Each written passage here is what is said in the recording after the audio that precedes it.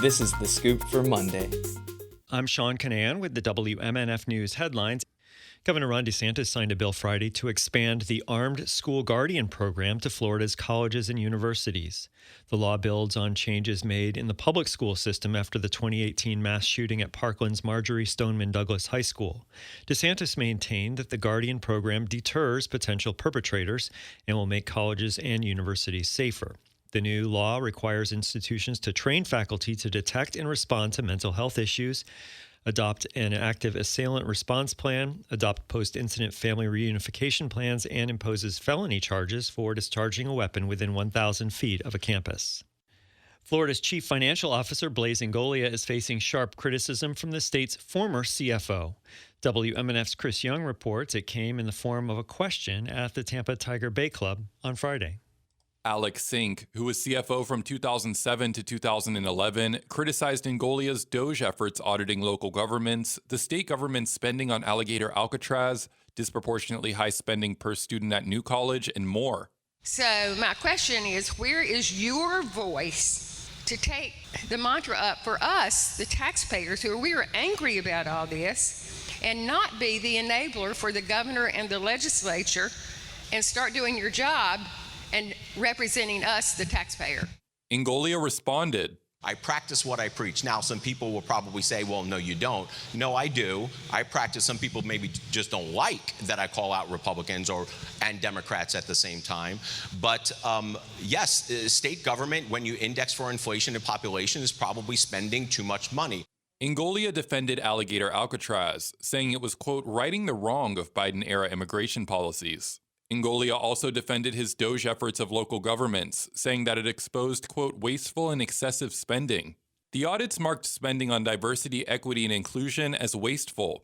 St. Pete Mayor Ken Welsh called the audits, quote, political theater. Chris Young, WMNF News, Tampa. Over the last few decades, Florida has lost a considerable amount of wetlands.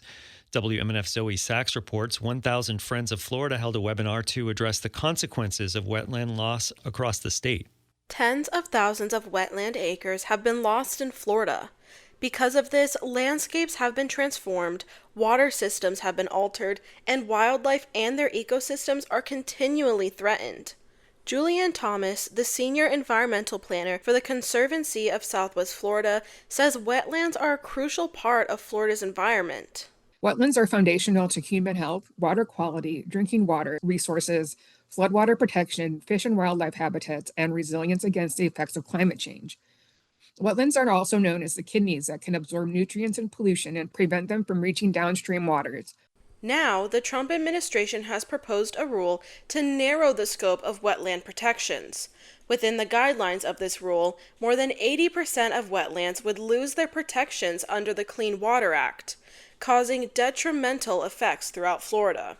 For more information on Florida's wetlands and the effort to conserve them, visit 1000fof.org. For WMNF News, I'm Zoe Sachs. The Israeli military began intercepting boats that are part of a flotilla attempting to break the blockade of Gaza. More than 50 vessels departed from a port in Turkey last week in what organizers described as the final leg of their journey to Gaza's shores. The organization's live stream showed several activists filming as Israeli military boarded their boats this morning off the coast of Cyprus. Israel and Egypt imposed the blockade after, in 2007, Hamas won local elections, seeking to prevent the group from smuggling in weapons. Since then, Israel has controlled Gaza's airspace and coastline and restricted the flow of goods and people in and out of the territory. Some critics consider that collective punishment, which is illegal under international law.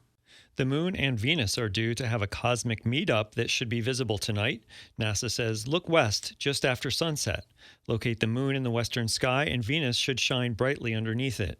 Telescopes would enhance your view, but you don't need any equipment to spot the Moon and Venus in the sky. The crescent moon helps point the way, making this an easy one to spot. It'll be partly cloudy, breezy, and hot today with highs in the mid-90s. Tonight, breezy with rain showers and overnight lows in the mid-70s. Tomorrow, partly cloudy and breezy with afternoon showers or thunderstorms and highs in the low 90s. I'm Sean Canan with the WMNF News headlines. This is The Scoop, recorded at WMNF Tampa.